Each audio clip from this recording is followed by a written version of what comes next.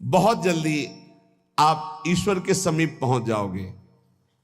वो नाम जप करते हुए किसी से और ईश्वर से भी कोई चाह ना रखना, बहुत जल्दी भगवत प्राप्ति हो जाएगी। हम तुम्हें एक ऐसा मार्ग बताते हैं जो चलने पर बहुत जल्दी भगवत साक्षात्कार करा देता है। किसी से भी और ईश्वर से भी कोई चाह ना रखो, बहुत जल्दी भगवत प्राप्ति हो जाएगी। नाम जप करते हुए कोई चाह ना रखो, बहुत जल्दी भगवत प्राप्ति हो जाएगी।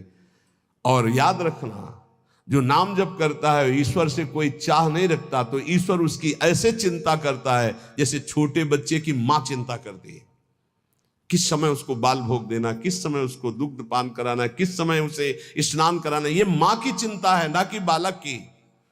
जो ना किसी से चाहता है, ना ईश्वर से चाहता है, खूब नाम जप करता है, उसे बहुत जल्दी भगवत प्राप्ति हो जाती है। निष्प्रयोजन भार स्वरूप उनका जीवन होता है जो भजनहीन होते हैं, बिल्कुल बेकार मरा जीवन। जिन हरि भगत हृदय नहीं आनी, जीवित सौ समानते प्राणी। क्या मुर्दे का सा जीवन है। इतना कीमती जीवन, एक एक श्वास भगवान के भजन में लगानी चाहिए। व्यर्थ के जीवन में, व्यर्थ के खान पान, कई कई ऐसी बातें जिनकी याद आकर हृदय में आम हंसता है, ऐसे जीवन को नष्ट किया जा रहा है। ये व्यर्थ जीवन, निरर्थक जीवन, जो अपनी वासनाओं की पूर्ति के लिए दूसरे जीवों को तड़पा तड़पा के, फिर काल उनको तड़पा तड़पा के मारता है, सांस लेने का अवसर नहीं देता। इसलिए निष्प्रयोजन भार स्वरूप मानो जीवन मत जियो। कीमती जीवन है।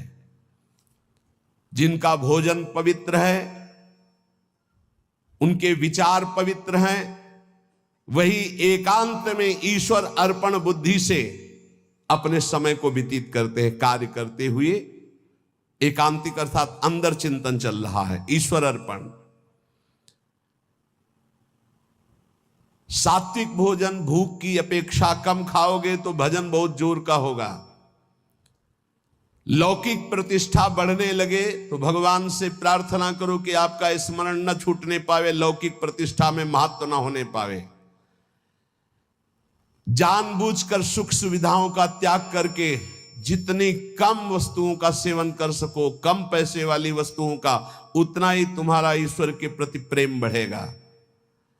ईश्वर इच्छा को जानने वाला ही महात्मा होता है।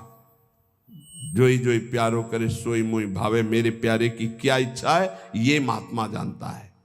अन्याय से प्राप्त वस्तुओं को पाने वाले के सारे करण पाप लिप्त हो जाते हैं। अंतःकरण, बुद्धि, मन, चित्त, अहंकार, वो इच्छा ना होने पर भी दूषित अन्न के कारण पाप इच्छा प्रकट होकर उससे पाप कराती है। जो घूस लेता है, अन्याय पूर्वक निर्णय करता है, ऐसों का धन उनके परिवार को नष्ट कर देता है, और उनका किया हुआ दान जिसके पास जाता है उसकी अंतःकरण की वृत्ति को नष्ट करके पाप आचरण करवाता है।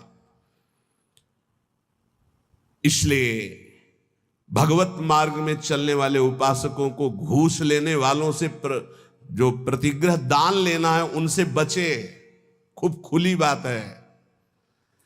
ये जो अन्याय अधर्म करना पैसे के बल से सीख गए हैं, अपने पद का दुरुपयोग, ऐसे लोगों से जो दान लिया जाता है, ऐसे लोगों से जो अर्थ लिया जाता है, वो केवल पाप विचार बढ़ाता है, पापा